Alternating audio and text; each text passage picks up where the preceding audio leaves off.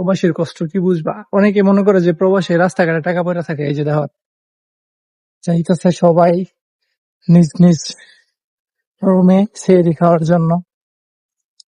তার মধ্যে আমিও একজন যাইতাছি সেহরি খাওয়ার জন্য। আমি তো হোটেলে খাই, আমি হোটেলেই সেহরি করি, আমি রান্না করি না। রান্না এখন নতুন করে আসছি তো, এখনো মানে হচ্ছে পার্মানেন্ট সেট আপ হয় নাই।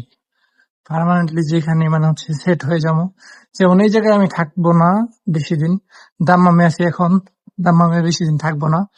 দাম্মাম থেকে চলে যাব ঈদের পরে, হয়তো বা চলে যেতে পারি। ঈদের পরে রিয়াদ চলে যাবো ইনশাল্লাহ, যদি কাজ ম্যানেজ হয়। এখন আপাতত কাজ নাই, রোজার মাস, ইনশাল্লাহ দেখা যাক। রোজার পরে যদি কাজটা বাউ হয়ে যায় তাহলে হচ্ছে রিয়াদে চলে যাবো ইনশাল্লাহ। সবাই দোয়া করবেন আমার জন্য।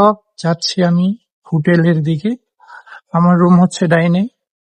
30 মিনিট লাগে, আমি যেখানে ডিউটি করি 3টা বাজে যাই ডিউটি করি, 30 মিনিট লাগে যাইতে। 30 মিনিট, মাঝে মাঝে হচ্ছে একটু ঘুরা যাইলে হচ্ছে লাগে 45 মিনিট, 50 মিনিট লাগা যায়, হাইটা যাই।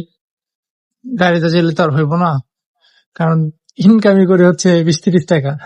তার মধ্যে যদি আমি গাড়ি দিয়ে যাই তাইলে কেমনে হইব? আমার পুষাইবো না, তো পুষাইতে হবো না, অবশ্যই পুষাইতে হবে। না পুষাইলে তো আর সম্ভব না।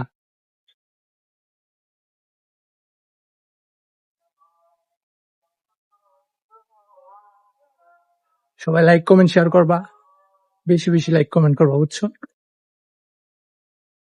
আমি নতুন বলে কেউ আমার লাইক কমেন্ট করে না। প্রবাসীর কষ্ট কি বুঝবা? আসো প্রবাসে। এই যে অনেকে মনে করে যে প্রবাসে রাস্তাঘাটে টাকা পয়সা থাকে, এই যে দেখো রাস্তাঘাটে টাকা টোকাইতেছি, দেখছো? টাকা বস্তায় করে নিয়ে যাবো রাস্তাঘাটে থেকে। এই যে দেখো সব নোট পড়ে রয়েছে, 1000 টাকার, 1000 রিয়ালের নোট পড়ে রয়েছে, 500 রিয়ালের নোট। একটা গলি আছে, সামনে একটা মসজিদ, খুবই সুন্দর।